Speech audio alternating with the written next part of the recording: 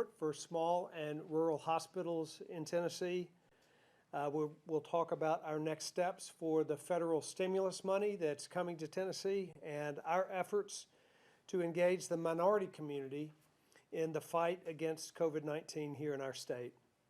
Yesterday, I announced that I will not be extending the Safer at Home mandate beyond April 30th.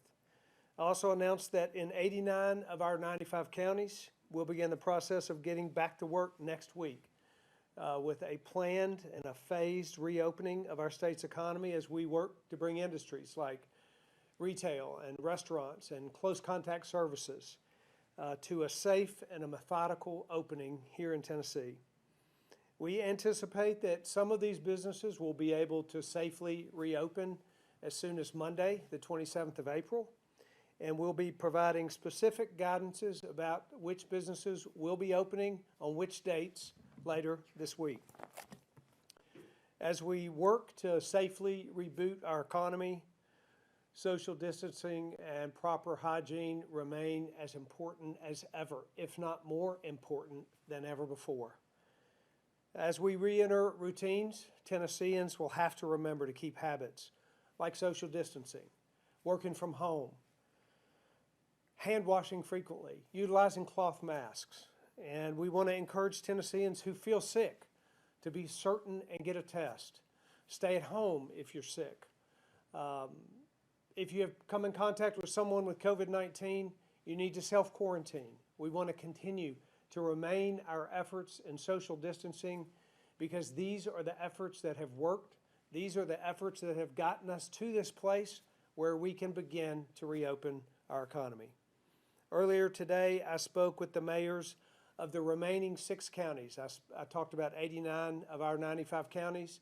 I spoke with the mayors of the remaining 6 counties of our major metro areas: Shelby, Madison, Davidson, Hamilton, Knox, and Sullivan counties. We reiterated our support to help these areas determine the best pathway for their safe reopening as well. As we're making progress toward reopening, I want to remind Tennesseans some restrictions will stay in place to ensure that we do this properly and safely.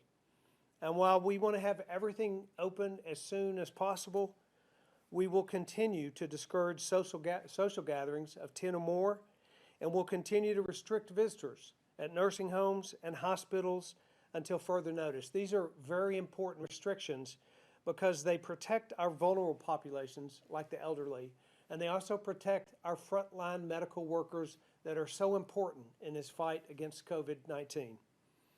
Our Economic Recovery Group is working diligently day and night to issue guidance this week for businesses as we prepare to open and reopen next week.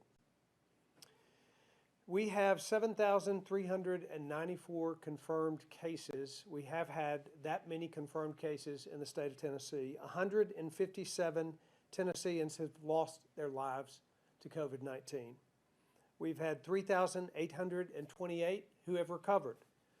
These numbers are the result of 7,000 tests added to our total, which represents the highest number of tests added in a single day yet. And yet we saw less than 200 new COVID-19 cases appear in this total today. Our number of recovered cases continues to exceed the number of new positive cases. We are encouraged by all of this news, and most encouraged that Tennesseans have done what they should to social distance, and it has paid off.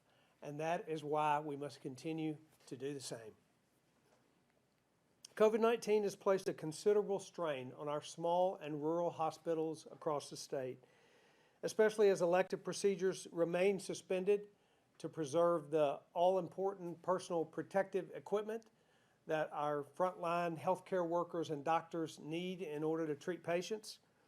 Earlier this month, because of the strain that has been put on these rural and small hospitals, we announced a $10 million grant program to keep small and rural hospitals open and offer services while we bridge the gap between now and when federal funding hits these rural hospitals.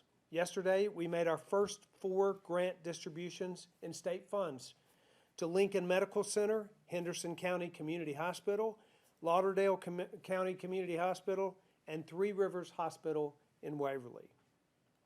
In addition to the funds that we're providing to these hospitals, they have also successfully drawn down $7.5 million in federal COVID funding relief.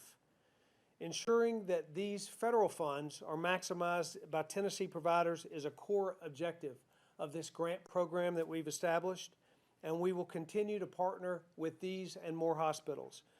In fact, we're projecting several more applications from small and rural hospitals will be processed and verified in the coming days. And I want to especially thank the Tennessee Hospital Association and their help in working with us to support our rural hospitals across Tennessee. Funds from the federal funding, the Coronavirus Aid, Relief, and Economic Security Act, or better known as the CARES Act, those funds began flowing to Tennessee last week. Our state expects to receive in excess of $2.3 billion in federal funding through the CARES Act, with additional funding going directly to Nashville and Memphis from the federal government.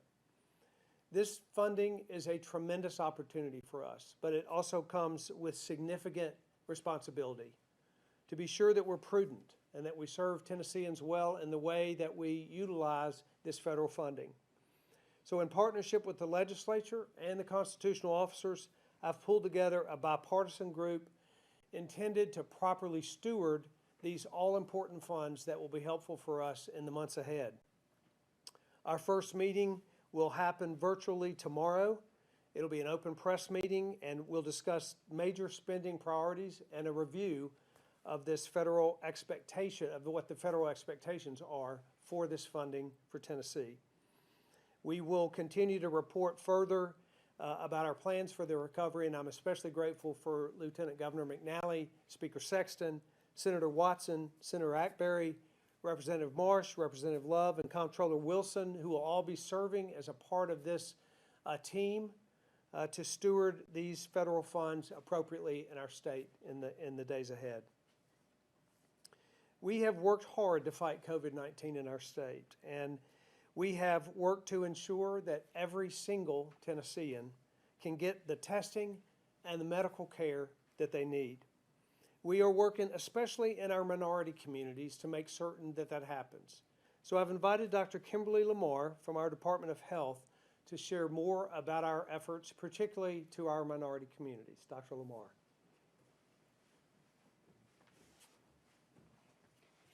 Good afternoon, and thank you, Governor.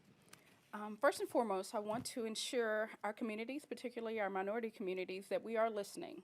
We are listening and developing both strategies and actions to ensure that your voices are heard in the responses that we deliver from the Department of Health. Last week, the Office of Health Disparities Elimination launched the statewide Health Disparities Task Force. This task force was developed and implemented to enhance bidirectional communication between our communities of color and the Department of Health. This task force builds upon long-standing relationships with a variety of community partners, and last week's meeting included over 200 faith and community partners, academic partners, healthcare providers, and state and local government officials. The purpose of the task force immediately will be to address any challenges, barriers, and needs relative to the COVID response, but we see this task force being critical as we continue to have long-term conversations and develop strategies, policies, and responses relative to health disparities overall.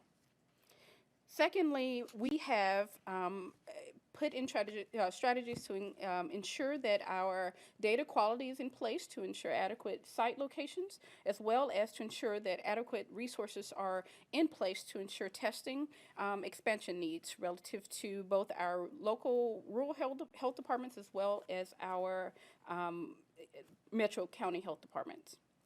We are rolling out a few commercials within the next few days to, one, highlight many of our local on-the-ground frontline health and business leaders, as well as those in our community who are really serving in terms of the COVID response to be those frontline leaders, whether you're grocery or members of our clergy.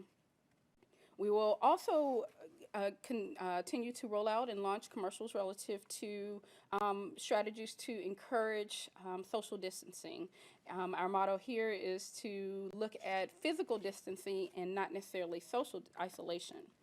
We are also encouraging those that are pregnant in our communities, as well as those with chronic diseases, to continue to reach out to their healthcare providers. And so these three commercials will be launched across the state, particularly having highlights in our metro areas.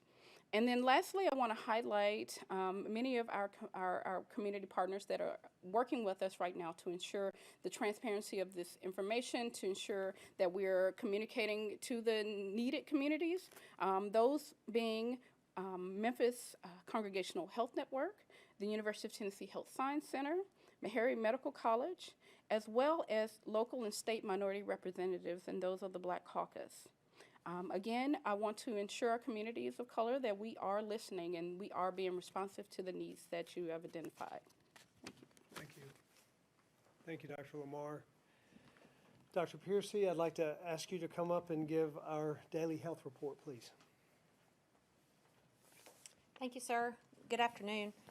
As the governor mentioned, our case count is 7,394, which is a 2.16 increase, our smallest ever day-over-day growth rate.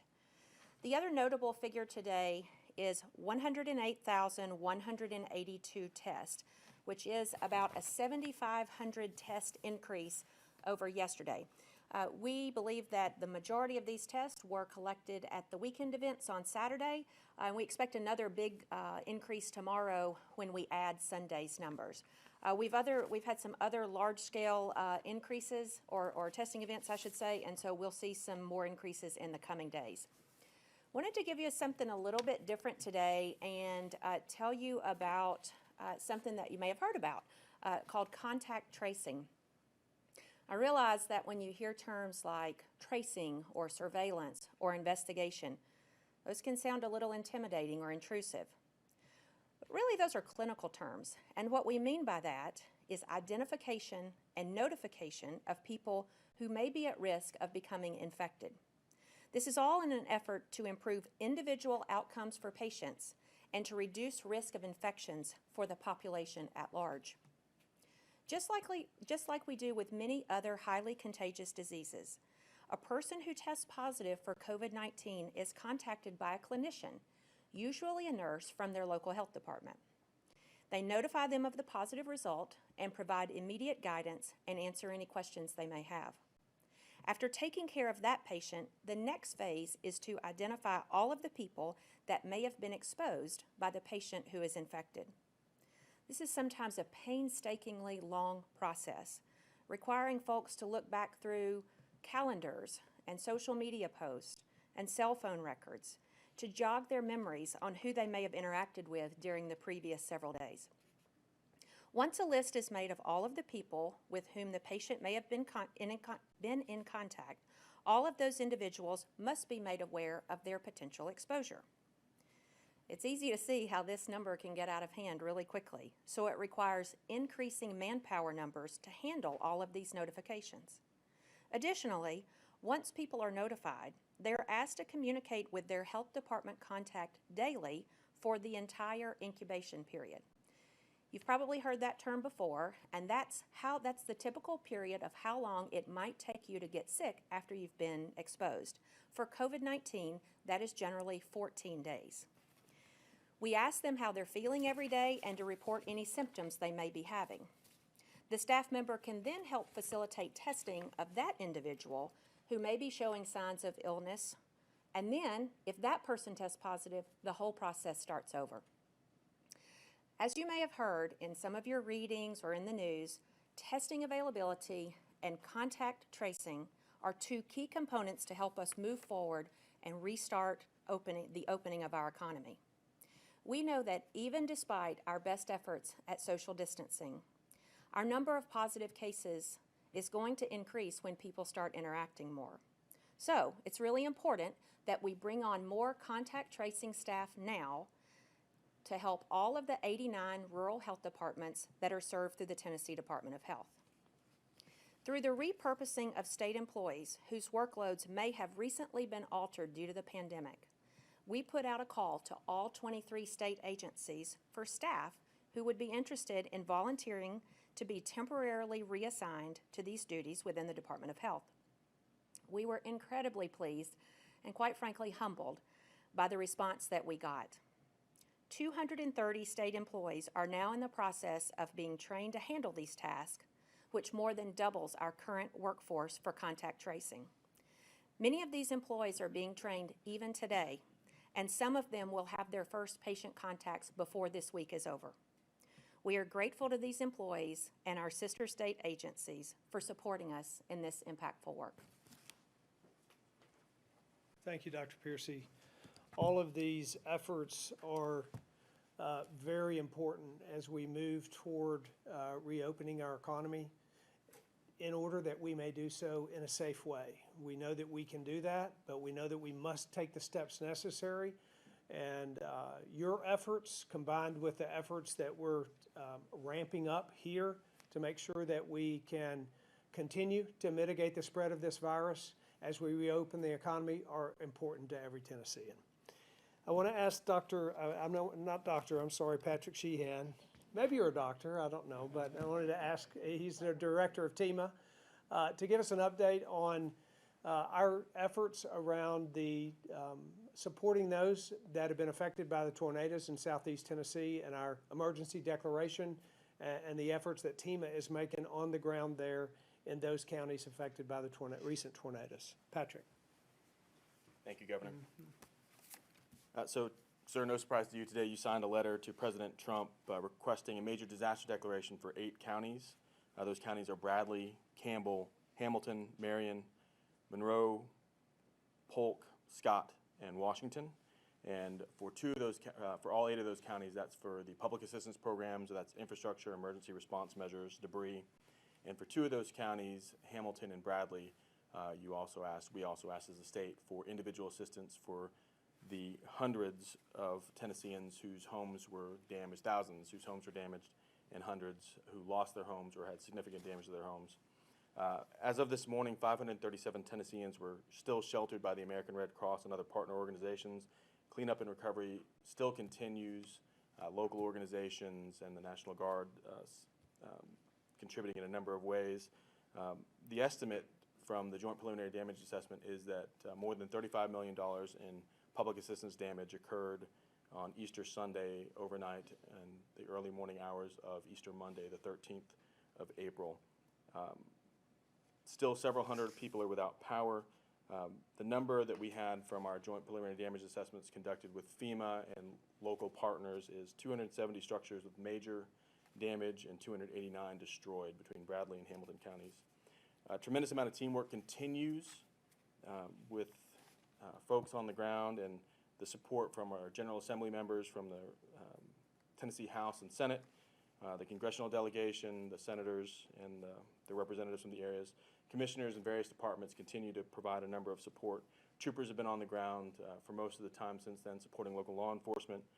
National Guardsmen have supported feeding operations and distribution of supplies to those survivors and victims of the tornado. Hundreds of volunteers continue to work to support that area, and businesses also contributing in a number of ways, large businesses and small businesses, whether it's a big box store or small restaurants who'd already been impacted by COVID-19. And we have law enforcement officers, firefighters, EMTs, emergency managers, and especially the linemen and the utility companies who've been working around the clock to restore power. We're just thankful for their efforts. Thank you. Thank you, sir. We want the folks in that part of the state to know that we continue to stand with you, and we'll make every effort to make the recovery and the rebuilding of your community possible. And we want to do everything we can, but we're particularly grateful, as Patrick said, to all that are engaging in that, from volunteers to law enforcement to frontline workers. We're grateful for all the work that's come together, like Tennesseans do, to respond to a tragedy like the one that unfolded on the night of Easter and the storms across our state. Take heart, Tennesseans. We are making efforts, and we are making progress, and we are moving forward, and we are encouraged about the numbers. We're encouraged by the data, but what we're most encouraged by is what Tennesseans are doing to help other Tennesseans and to help us all together move our state forward through this pandemic in a way that minimizes the health effects and minimizes the economic effects to Tennesseans all across our state. So we're happy to take questions, open up the lines and we have with us, by the way, again, as always, members of our Unified Command Group here, members from the Department of Health, from TEMA, to answer any questions that you might have. Thank you, Governor. First, we'll go to Jonathan Mattice with the Associated Press. Jonathan, your line is open. Hey, Governor. Thanks for taking our question. A lot of other states have teamed up in different sort of groups to reopen. Is that something that you're considering doing? And why or why not would you consider that? Well, I've certainly talked with governors all across the country. I've been doing that for weeks now. We have weekly calls with the National Governors Association. I have calls with governors in our region about the efforts that they're taking. So we're not coordinating a group effort to move forward, but we certainly are talking one with the other about how it is that we individually move forward in our states. Governors all have the same goal, and that is to protect the lives of their citizens and to restart at the right time their economies. And that's what every governor's doing. That's what we're doing here in Tennessee. We don't have a formalized effort with other states, but we're certainly working together to share best practices so we can do what's best for Tennesseans. Thank you. Next, we'll go to Natalie Allison with the Tennessean. Natalie, your line is open. Good afternoon, Governor. My question today pertains to the guidelines that the White House has released for beginning the process of reopening businesses. So per their gating criteria, states shouldn't move forward with reopening until they've seen 14 days of downward trajectory or decline in positive cases. So we've seen more than a couple weeks of single-digit increases as a percentage of the overall cases, but not a sustained decrease. So is Tennessee fully complying with the guidelines provided by the White House to reopen? And if not, have you all gotten the green light from the White House to do what we're doing?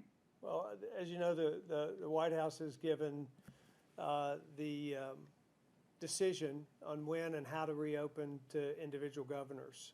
And we actually are on our 18th, we've had our 18th day. As you heard Dr. Piercy say earlier, our day-over-day increase today was the smallest number in all of those 18 days. So the day-over-day increase has been single-digit for 18 days, but it on balance has continued to decline throughout that period.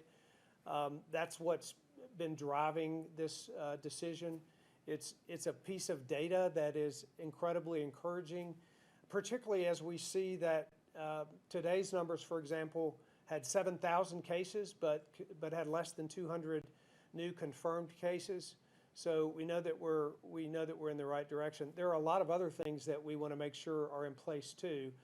Our hospitalizations and our available hospital beds have to be at a capacity that has been sustainable and that will allow for a caseload.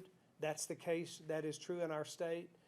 The guidance has indicated that there should be broad and increased testing, which we have worked really hard to do, and today was the largest testing number day that we've had. So we really believe that Tennesseans have done what they were called upon to do, and we've achieved the results that we wanted to achieve in order to be in a place where we can begin a phased reopening that is strategic and smart and safe, and that's been our plan.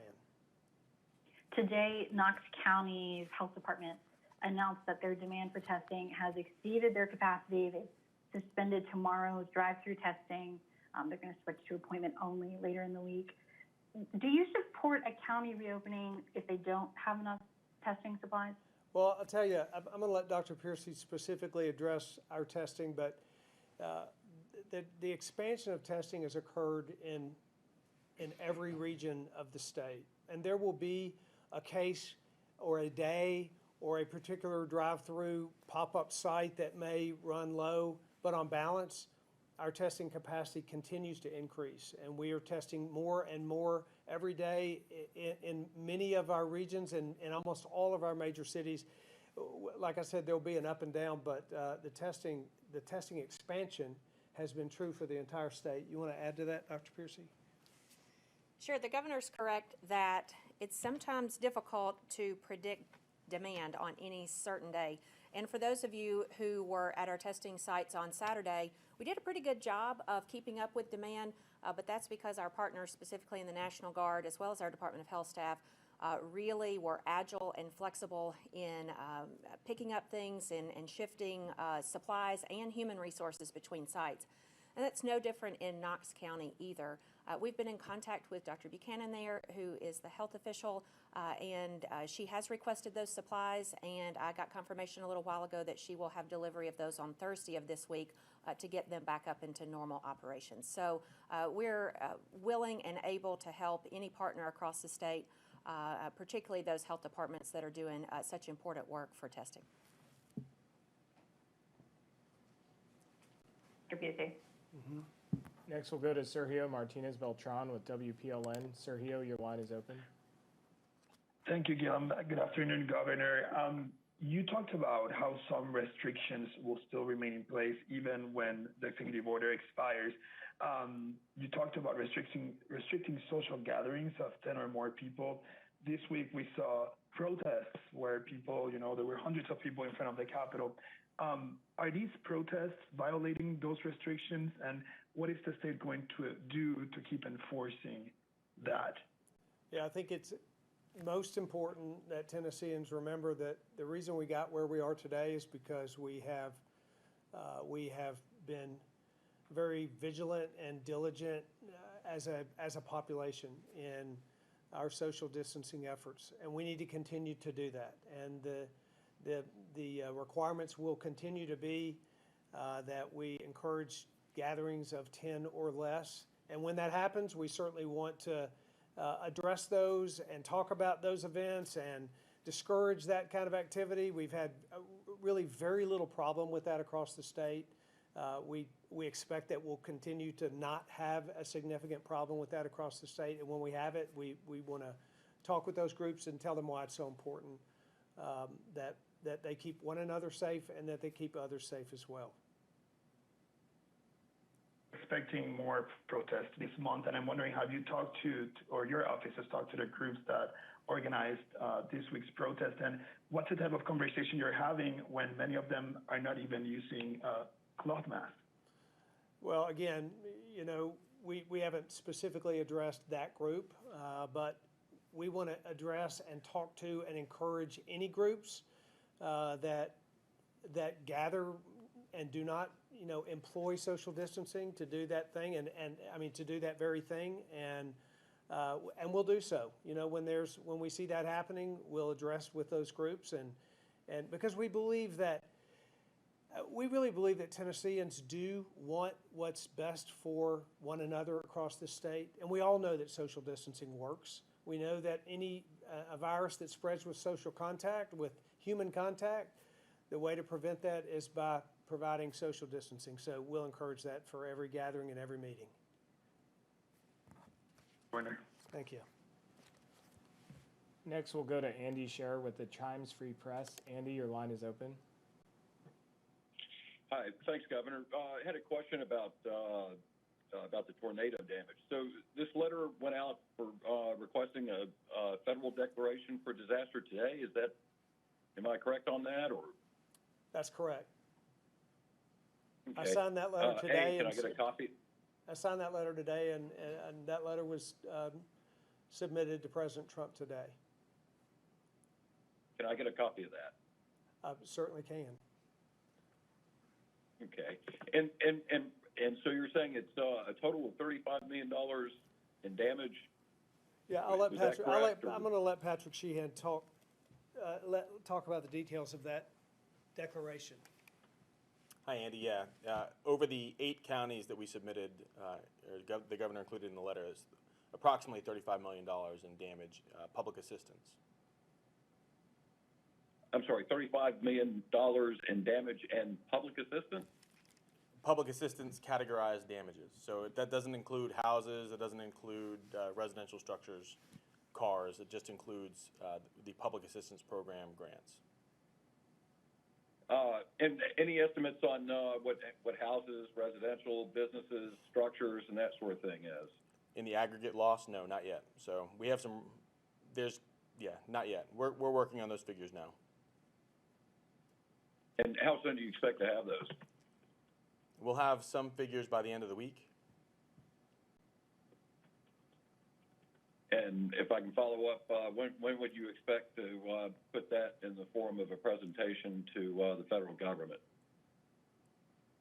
So the figures don't get reported to the federal government in that way. So you ask for individual assistance by doing a joint preliminary damage assessment. So FEMA personnel on the ground with TEMA, some other state partners, and with local personnel, building inspectors, first responders. And so more than 250 structures were categorized with major damage. More than that were destroyed between Hamilton and Bradley counties. And so that's how those figures are reported for requesting a major disaster declaration that includes individual assistance. Okay. And I guess, for those who lost their buildings, they'll be dealing with their own respective insurers if they have insurance companies or have insurance policies. That's right. So insurance is the first line of defense for anybody. That includes public assistance costs. So insurance costs are not eligible. The federal government doesn't allow double dipping. So everyone should be, again, and now we're 7 days into this, so documenting expenditures, documenting, keeping their receipts, taking lots of pictures, documenting the damage. And everyone at this point, a weekend, should have at least talked to their insurance provider at this point. Thank you. Next, we'll go to Chris Bungard with WKRN. Chris, your line is open. Thank you, Governor. I'm going to go back to Natalie's question about 14 days of declining COVID cases as a White House guideline for reopening state economies. Are we ignoring that deadline or that guideline, or are we just saying it doesn't matter as to where we are right now? No, we've had, on balance, over the last 18 days, a decline in the number of day-over-day cases that we have seen as a state. So if you look at the single-digit percentages over those 18 days, they go up and down, but they steadily, as on aggregate, decline, and that is consistent with a decline over a 14-day period of time in cases. Again, today was the lowest of those day-over-day case number increases, which is consistent with that aggregate decline. Dr. Pierce, do you want to add to that data? Sure. So we watch every day, have a big spreadsheet of all of the different metrics that we're watching. And as the governor mentioned, 18 days ago was the first time we saw that day-over-day growth rate be in the single digits. When we first got into the single digits, from memory, it was in the upper 8s, I believe, and we have watched it trend down over the last 18 days. And anytime you're looking at a trend, it is just that. You're going to have little blips. We call that statistical variation. You're going to see that, but on balance, as he said, it goes down. And so 18 days ago, we were at 8 or 8.5. For the last several days, we've been in the 2 to 3 range. You also have to remember that on those days where you have blips, those might have been days where we did targeted testing. For example, if we tested a population that had, if we tested 450 and 150 of those were positive, that's a 30% positivity rate. That's going to take your overall number up that day, but the next day it's probably going to be a little bit lower. So we've been watching that, and there is a very clear statistical trend of a downward trajectory over the last 18 days. Looking at it, that it was an actual decline in the number of cases over the 14 days instead of a decline in the increased number of cases. That's a good question, because you have to keep that in context with your denominator of testing. And so if you... I'm just trying to, I guess it's something that's been brought up, and it may be misinterpretation of what that guideline is. And that's where I think the question keeps coming up. I understand, and it's a legitimate question. The response is that you have to keep it in context of how much testing you're doing. In theory, hypothetically, we could artificially reduce that number by reducing the number of tests. If we only do 5 tests tomorrow and 1 is positive, then we only have 1 confirmed case. But because we're expanding our testing by leaps and bounds day over day, that's why you have to look at rates. Because yesterday we added 7,500 tests, but only about less than 200 of them were positive. And so you have to keep that overall positive case count in context with your denominator of testing, because the more you test, the more you're going to find, and that's exactly what we want. Thank you. Thank you. Next, we'll go to Kathleen Jacob with Fox 17. Kathleen, your line is open. Sure. Thank you again, Governor, for taking our questions. I know we're talking about reopening, but right now still so many Tennesseans have not seen any unemployment benefits. And the biggest concern that I've heard from them are major website issues, whether that be, I spoke to a woman who couldn't even log in today. Her application has disappeared, people dealing with questions that don't make sense, and then they're not able to get help when they're trying to fill out these applications. So my question is there a push on you guys' part to, I guess, upgrade this website and just make it more user-friendly so that people are struggling with one less thing right now? Yeah, there's actually a major push for that, and I appreciate that question because so many Tennesseans have had to deal not only with unemployment and the loss of a job, but then with the challenges of dealing with unemployment benefits. And certainly our system has been significantly strained. As you know, when this began, the increase in our unemployment benefit applications immediately increased by about 25 times over a week period from the previous week. So 25 times more folks have applied, and those are hundreds of thousands of people that have been applying for those benefits. We've absolutely been strained. It's been a challenge. We have upgraded our system as of this weekend. There is an indication that is working significantly improved in the last day or two, but we'll continue to work. We have a great push there. We've employed a couple hundred extra folks into that department to try and relieve this strain. So we recognize this has been a great challenge for the greatest challenge for those who have lost their income and who are dependent on unemployment benefits. And because we know that challenge is so great to them and we want to be helpful, we've put a great push on that. And we believe, and we have seen, by the way, hundreds of thousands of people have gotten those processed, but we've seen improvement in the last few days, and we hope to believe and continue to see improvement in the next few days. Okay, thank you. I appreciate it. Thank you. Next, we'll go to Larry Stone with News Talk 94.1 in Cookeville. Larry, your line is open. Thank you for taking the question. For Dr. Piercy, do you have a sense at this point of what the lag time is between someone getting a test and when that data is reported either to them or in the state numbers? Yeah, so the answer is it varies. And I'll tell you, there are a couple of variables in there that you have to keep in mind. I do want to acknowledge that there is a delay in the Bledsoe County numbers. We talked about that yesterday. And that's because one of the delays that might happen is a delay when the lab tells us about the positive result. That is supposed to happen within 24 hours, but quite frankly, a lot of these labs are completely overwhelmed with getting hundreds and now sometimes thousands of tests per day, and sometimes that's a little bit slower than we would like. However, please know that that does not in any shape, form, or fashion delay notification of the patient. So we've talked several times before about all of the different time gaps during the process.